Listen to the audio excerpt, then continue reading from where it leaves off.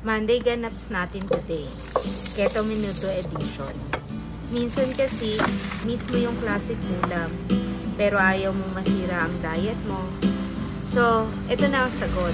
Keto style menudo na walang patatas, walang asukal, pero puno pa rin ng lasa at comfort. Yung aroma pa lang, parang Pasko na sa kusina. Nakakagutom, pero guilt-free. Habang niluluto, ang saya lang, kasi teamwork ulit kami ni Jowa sa kusina. Siya sa tikim, ako sa timpla. Perfect combo. Minsan talaga, yung simpleng luto, nagiging bonding moment na rin. At habang nagluluto, nare-realize ko, hindi mo kailangang talikuran ng mga paborito mo para maging healthy.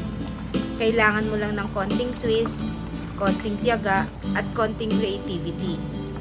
Ganito ang trip natin. Keto pero masarap pa rin ang buhay. Kasi minsan, hindi lang pagkain ang niluluto natin, kundi memories din na masarap balikan.